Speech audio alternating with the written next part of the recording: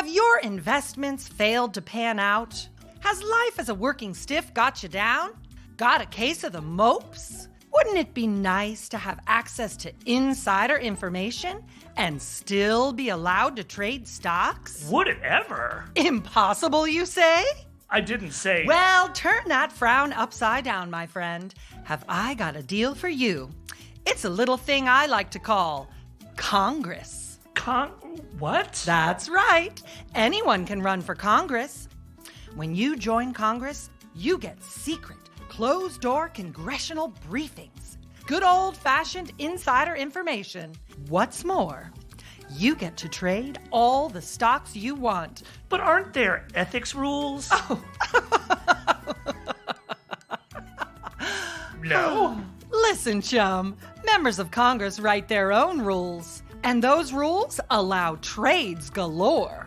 This seems shifty. Of course it does. It's shifty as hell. Welcome to the Continuous Action. I'm Walt Shaub, and today we're talking about something that probably bugs you as much as it bugs me. Members of Congress trading stocks.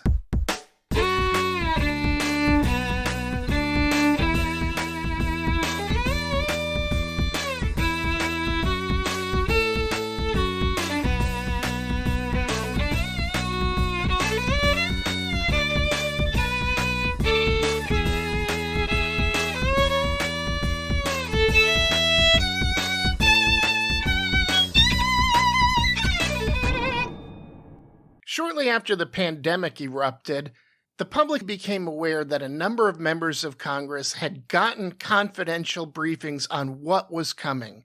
They knew before we did that a pandemic was headed our way and was going to have massive effects on the health and economics of our nation. And a number of those members of Congress made very suspiciously timed trades that may or may not have been influenced by the information they had access to. The government ultimately dropped any investigation into them and didn't press charges, but who knows what the truth is?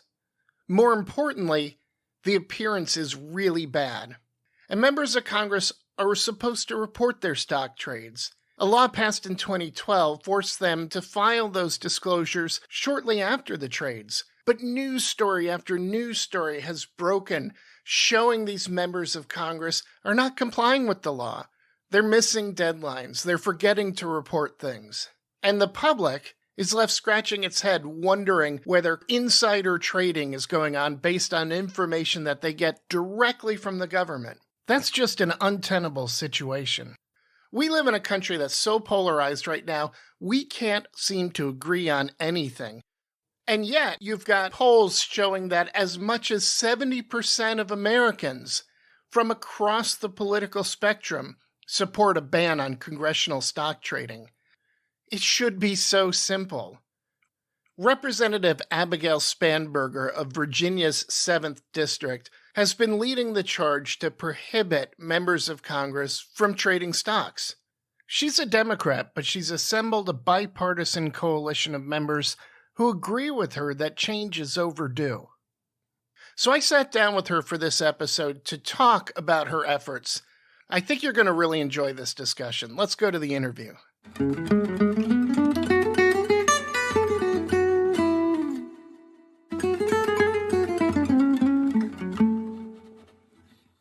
So I know the answer to this, but I'm going to ask it anyway so we can vent together. What do you think about members of Congress being allowed to buy and sell stocks? Well, I don't think members of Congress should be able to buy and sell stocks, but importantly, it doesn't seem like the American people really think that either. Across our district, and frankly, I hear from people across the country, in response to the legislation, the Trust in Congress Act that I introduced with Rep. Chip Roy from Texas, people love the idea of saying, okay, my representative's on Capitol Hill and they're working for me. They're not calling their broker. They're not buying or selling stocks. I'm tired of seeing these headlines. Like, just focus on your job, which is representing us. And you've really been the face of the movement to ban stock trading in Congress. You're sort of the OG of stock trading bans. How did you come to draft a bill addressing this problem? It's pretty straightforward. I was on the House floor in early 2020 Chip Roy, again, Republican from Texas. We get along well. We have the same birthday. We both went to UVA. And we befriended each other when UVA had a really good basketball year. And so we were just talking, and at that time there were all these headlines about so-and-so bought stocks in Clorox, and so-and-so bought stocks in this pharmaceutical company, and so-and-so bought stocks in the early days of COVID, right? In January, February timeframe, when there was news that there might be this, people were getting sick, and what was it? And then all these stories started coming out in the spring about these stock sales and stock purchases that people were making. And Chip and I were saying, this is ridiculous, right? We have a global pandemic and somebody's calling their broker. It seems ridiculous to us. No wonder there's a headline about it. No wonder the American people think it's ridiculous. We know what that time was like from a member of Congress standpoint. We were afraid for our constituents. We were focused on how do we continue doing work if literally this building shuts down and everybody has to go home, right? It was such a crazy time. And we said, it's just unbelievable that you can leave a classified briefing and buy stocks based on what you were told. And we had that shouldn't be allowed. And then we realized, oh, wait, we could actually write legislation that would make it so it's not allowed. And we went through that process from there. One of the things about this effort to ban stock trading is that we live in such a polarized society, and Congress reflects that, and it's so hard to come to agreement. But what was it like to build a bipartisan coalition of members in this otherwise polarized environment? And what does that tell you about this bill? The bill has, as you mentioned, really broad bipartisan support from the left of the left to the right of the right and everybody in between. But it also has members who've been in Congress for years and years and years. It does have members of Congress who just got here. We have some new members who campaigned on, when I get to Congress, I'm going to support this legislation. One even did a TV ad on it. And so what I do know to be true is that people who either are all in on issues of ethics reform support this legislation, or people who think this institution is meant to do right by the American people. And we might have different ideas of what that means, but the fact that the American people think that Congress isn't working for them, or Congress is this, or Congress is that, that should change. And so there's a lot of people who, regardless of what their other legislative priorities might be, think that overall this is a step in the right direction to making sure that during the time that we are here, I say here because we're sitting on Capitol Hill, during the time that we are here, we're focused on the needs of our constituents, and that they can know that based on actions that we've taken, and in this case, quote unquote limitations that we're choosing to put on ourselves. One thing that really gives me some hope in this is that you still have so much fight in you for this issue.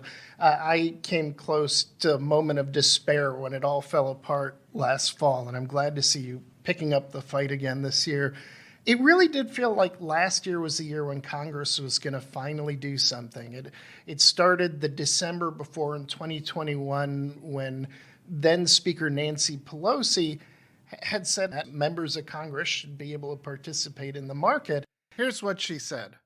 Because this is a free market and we have a free market economy that should be able to participate in that. And there was an enormous amount of blowback. And so she eventually came around and said, well, if that's what members want to do, then that's what we will do. Not exactly a ringing endorsement, but it sounded like something was going to happen. And then there was suddenly a proliferation of bills. And the bill that you had proposed had always been out there, and suddenly everybody either wanted to sign on to that or introduce their own. And then 22 came and went, and we still don't have a stock ban. What do you think happened? Well, I think I saved myself some of your despair because I had lower expectations or maybe a healthy level of cynicism. I think what we saw, so here are the positive things. We saw a real awareness. And even some of my colleagues who came to me and said, oh, I don't like this bill. You're saying that members of Congress are corrupt. You're saying we're insider trading. We're not insider trading. To which I would say, no, I'm not saying you're insider trading. And no, I'm not saying we're corrupt. I'm saying the American people think that there's corruption on Capitol Hill. The American people don't think that we're doing right by them. And I'm saying that it frankly doesn't pass the smell test that some people do leave a briefing about COVID or leave a briefing about Ukraine and go and buy stocks in companies that are either going to, that are going to do well, or sell stocks that are going to clearly have some troubles based on these circumstances. It doesn't seem appropriate. We, again, talking to my colleagues, like, we have meetings with CEOs of large companies. We have meetings with people who provide us tremendous background information on issues because it's meant to inform the votes that we take, which, oh, by the way, those votes can move markets. So there's just a level of what is proper. And that's what the American people are responding to. And so, no, I'm not saying that there's massive, misdeeds on Capitol Hill. I'm saying that the American people think that that's what we have. And that's enough for me to say, what can we take as an action to say, okay, you know what? You may not like the decisions I make, but at the very, very minimum, every American deserves to know that their members of Congress are, thinking through those decisions based on facts, evidence, maybe their political persuasion, maybe their political opinions and partisanship, but not their stock portfolios, right? And what's been interesting is, even over the last year, while we didn't get a vote, there were quite a few members who had started out with pretty significant consternation about even the premise of the legislation, who ultimately decided to get onto it, and not only get onto it, but also put themselves in compliance, or make very public that they were on their way towards putting themselves into compliance. And that's been a real shift. And I think that it was also an issue that many newer members faced on the campaign trail. And so, coming to what your expectation of this place should be, I think many arrived here saying, yeah, why? You make all sorts of strange sacrifices, again, quotes on the sacrifices, but lifestyle changes in order to take this job. This is just one of many. I think one of the things baked into what you just said there is the idea that even the appearance of insider trading can be damaging to faith in Congress. Do you agree with that idea? 100%. So I'm the oldest of three daughters. And I remember my entire childhood growing up, anytime I would offend my younger sisters by, being, as they saw it, bossy or, dictating what they should do in all aspects of their lives, my mother would kind of reprimand me. Sorry about the buzzing in the office. My mother would reprimand me for saying, you're, being bossy or whatever, I guess. And I would say, oh, no, I'm simply trying to help, and everything an older sister would say. And my mother would always say, well, their perception is their reality. Remember that. And it's actually been an interesting life lesson that, people's perception is their own reality. And so if people are perceiving across the board that members of Congress are, out, just, 2 cell phones calling brokers and, and buying and selling stocks and, making money hand over fist, like, that's not actually happening. But there's enough that doesn't pass the smell test headlines of the real stock trades that do occur, that, frankly, the perception that the American people have is their reality. And I think we owe it to them to avoid even the perception of impropriety. And frankly, it's why in the executive branch, not only do they avoid actual acts of impropriety, but they have major parameters, and certainly you know better than anybody, in terms of what they're allowed to do from an ethics standpoint, not just to avoid unethical behavior, but even the perception of unethical behavior. The same is true for some financial reporters, for Wall Street brokers, for many CEOs of companies, right? Like, there are parameters put on people's financial transactions so that, yes, they can avoid inappropriate or illegal behavior, but also so that they can affirm that there's a trustworthiness there. So you don't have to worry about impropriety because it's not even couldn't do it if I wanted to, not right? An option. Yeah.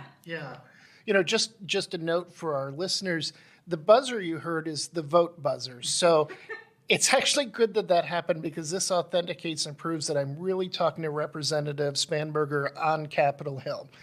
So now we have proof for you that this interview's real. Now, I don't want to just pick on Democratic leadership. The Republican leadership hasn't stepped up to the plate either. Before he was Speaker, Kevin McCarthy seemed to suggest that if Republicans took the House in 2023, they'd add a stock ban to the rules of the House of Representatives. Here's what he said. This is something that we will do in the majority, putting new rules forward to make sure that you have trust in this House, knowing that people is not investing in a place that they have influence. And that didn't happen when they passed the rules package in January. You feel like there's still enough bipartisan support that possibly he could come around and actually make good on that. Well, I'll just note also for the record, Walt, that he also gutted the Office of Congressional Ethics with that rules package. Important thing to note, but I will maintain my optimism that we can move this piece of legislation forward. Certainly, we know that House leadership last year did not want it to move forward, as to either to demonstrate a contrarian opinion or to differentiate himself from then Speaker Pelosi. Then Leader McCarthy certainly said that he supported it in principle. And I am willing to hope that it wasn't just an effort at sort of partisanship and trying to poke at the then speaker, but indeed that he was conveying that in principle he supported this idea, and in principle he supported our legislation. So I do maintain hope that we'll see it move forward. I mean, notably, we have continued to garner tremendous movement forward in adding additional co-sponsors. That's always, it can at times be a slow process. This year, we said we were going to introduce it. We had more original co-sponsors than ever, and people continue to add. Once we put out a press release that we'd reintroduced it, we got a lot of outreach from additional folks who wanted to get on it. So I think there continues to be a real movement forward on this, and I'm going to continue my optimism that we might see Speaker McCarthy bring this for a vote. And it's something that is important to people. It's important to the American people. It's a piece of legislation that I care deeply about. But ultimately, at a time when we have so much division, what a lovely piece of legislation. Many people love it. Many people don't. Mm-hmm. But certainly there's bipartisanship in support and bipartisanship in opposition. But bipartisanship among the American people. We actually recently got outreach from someone saying that they didn't vote for me. They don't like much of what I do, but that piece of legislation about banning members of Congress from trading stocks, that they like. If that's all you like in terms of the things I'm doing, I'll take it. Because I think if that broadly, if someone will take the time to say, I didn't vote for you, I don't really like you that much, but this piece of legislation is important, like that says something. Yeah. Congress doesn't actually have anything that I would consider government ethics rules. And I feel like this would truly set us in a new direction. And along those lines, there's really two issues here, the appearance of insider trading and conflicts of interest. Ultimately, I think both need to be addressed with a ban on ownership, but I'm not sure that's this moment in history. And right now we have nothing, no kind of ethics. I would be very excited about a ban just on the trading. I think that's a down payment on ethics that Congress has never made, and it really would be a step forward. And the truth is, you hear people criticize the idea of a blind trust. Oh, it's not really blind. Well, it actually really is. Sure, you know what you put in it, but you don't know what the trustee sells and buys anew. And so until the trustee sells what you own, maybe you still have a conflict of interest with the thing that you put in there. But what you don't have is any opportunity for insider trading. And so I'm not really sure what the question there is, but it just seems like that's why it's so important what I think you're doing. Well, and I agree with you completely. My goal is that the principle of this legislation, nobody should leave a meeting with a CEO. Nobody should leave a committee hearing knowing we're going to take up a vote on a particular piece of legislation. Nobody should leave a briefing and say, oh, you know what's going to do really well in the market? XYZ stock. I'm going to go buy it. Or, ooh, this might be bad for ABC stock. I'm going to go ahead and sell it. Right? It's actually that action where you could be enriching yourself or hedging potential losses that is the action that I am trying to stop. And so for me, it's the buying and selling of individual stocks that is the problem. Now, where we came to, what we came to with this legislation was plenty of people come to Congress with individual stock holdings. Okay, maybe their business background or whatever the reason. So how do we, what steps can we take? Okay, well, they can put it in a blind trust. They can put it in a blind trust so that, as you say, when it goes into the blind trust, maybe they knew what's there, but if they know that a stock that they had is potentially going to tank because of some briefing they had, they can't take an action. And so that's the goal, is that we're not taking actions based on information that we have. And so, people have the option to divest, just put their money in mutual funds, diversified funds, meaning that they're not able to sort of respond to a piece of information knowing how it's going to impact a particular company.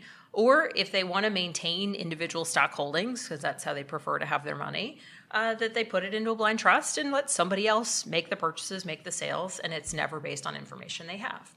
And just to be clear, under your bill, nobody in Congress would be required to have a blind trust, right? That's right. Nobody in Congress would be required to have a blind trust. And, full disclosure, blind trusts can be lengthy to set up. They can be expensive to set up. And so I have had members of Congress who had extensive stock holdings say, you know what, it looks like too much of a headache. I'm maybe not that great in the stock market anyway. I'm going to put everything in mutual funds. I'm going to put everything in ETFs. And that's their choice. Some have said, I want to put it in a blind trust, and so they've chosen to do so. But no, it's not mandating a blind trust, which I would never do, because it can be expensive. It can be high usage of someone's time, depending upon what they own, to put it into a blind trust. Lest anyone think the idea of moving into mutual funds is unreasonable, there are currently no blind trusts in the executive branch, and haven't been any since Henry Paulson created his in July 2006. And I know because I worked on that one with Henry Paulson. And the reason for that is everybody just moves into diversified mutual funds. It's much cheaper. It's an easy solution. And so I don't have a lot of sympathy when I hear members of Congress say, a blind trust is too expensive, so you're unreasonable, because they can do what 2.1 million executive branch employees do. That's move right. into diversified mutual funds. That's right. So my final question for you is, what's the pitch? If you're talking to a member of Congress and maybe they're listening to this right now, why should they sign on? What's the pitch for this bill? I would say the pitch for this bill is, we're at a real challenging time in American history. Congress has an abysmal approval rating. A lot of people don't believe that our system is working or working for them. And we have the ability to say, you know what, when we go to Capitol Hill, we're there working for you. When we go to Capitol Hill, we're there focused on you. When I take a vote, I'm doing it because I think it's right. You may not like it, but I think it's right. And one of the ways that we can demonstrate to people that that's kind of our function, that's our purpose, is by removing from the discussion how we might be benefiting. And, a decade ago, the Stock Act was put in place, which was a tremendous step forward, where we have transparency, we have financial disclosures, right? We now know what members of Congress hold, what they sell in terms of their financial holdings. But it's also then kind of lifted up the curtain. So now we see, oh my gosh, members of Congress are selling this, and they're buying that, and they're holding this. And so the next step in our efforts at ethics reform, and to some degree, is this ethics reform, or is it just improving people's ability to believe in Congress? I think you could say it's either. Here's an opportunity for us to say, you know what? Like, if me selling individual stocks is enough for you to think, I'm going to turn away from government, I'm going to turn away from politics, I'm not going to vote, the system doesn't work, it doesn't care about me, et cetera, et cetera, et cetera. If I can take one step to affirm for you that I am really working for you, and you might have a problem with my votes, and you might have a problem with this, or you might, all the complaints that people have about their members of Congress, we're taking one of them off the table. And this is something that we have the ability to control. And, the vast majority of the American people don't own individual stocks. The vast majority of American people can't afford to own individual stocks. And so, to my colleagues who might say, oh, but it's limiting us, mutual funds are great, right? ETFs are great. The fact that we many members of Congress, and not all, like the fact that many members of Congress have the ability to save for their retirement with mutual funds, like that's great, right? Like, let's make sure that people know that every choice we're making is because we're doing what we think is right or what we're choosing to do, but it isn't ever focused on what benefits us. And that's my pitch. And I'll just add one more thing. I had a colleague come to me really rather distressed last year because there had been an article about this colleague's spouse's financial investments, and it related to what this colleague was working on their subcommittee. And there was a big article because, of course, the stock trades and purchases are, all put out there through financial disclosures. And this colleague was kind of really very unhappy about being in the middle of this news cycle in their magazine or newspaper back home. And I said, this bill will guarantee you never have that headline. I hear you. You're saying you didn't do anything wrong. You're saying somebody else handles your spouse's money anyway. You're saying it's, just their retirement funds and et cetera, et cetera, et cetera. Great. Then if you are so disconnected from the individual stock purchases made on behalf of you and your spouse, let's just go all the way, right? Put it in a blind trust or diversify it totally, and you will never have to deal with a headline that you find so, and it was a terrible headline, right? It made it look as though this person had done something wrong. And arguably they hadn't. But it was the appearance of potential impropriety that got a news story back home and was really very upsetting to this member who I know to be incredibly ethical and incredibly hardworking and incredibly fantastic. And it was funny because by the end of the conversation, that person was sort of nodding their head saying, "Oh, I see your point." I said, "Yeah, let's take it all off the table." No, and you even get to say to your constituents, like, "No, you know what? I am too busy representing you and attending to the needs of my hundreds of thousands of constituents to make time in the day to call my broker."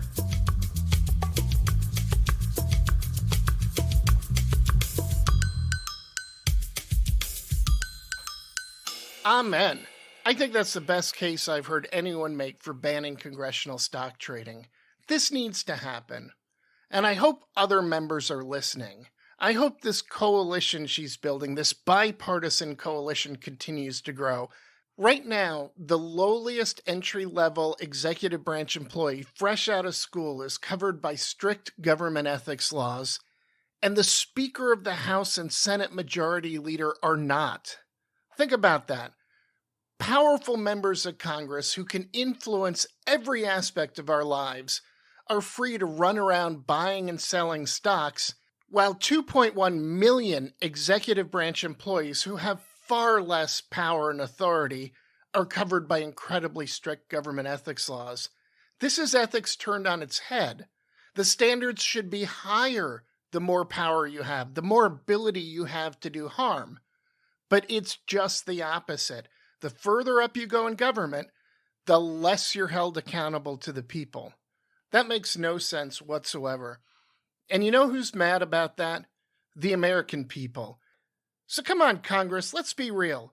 Being a member of Congress is not an immutable personal characteristic.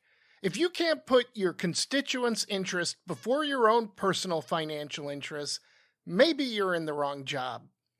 But you know what? If you agree that public service is a public trust and that you're there to serve your constituents, then you're already most of the way there. Come join this coalition and let's get it done.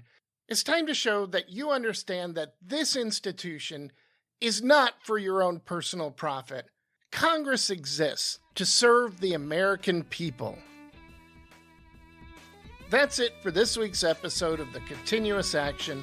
I'm Walt Shaub, and as always, The Continuous Action is sponsored by the Project on Government Oversight, POGO.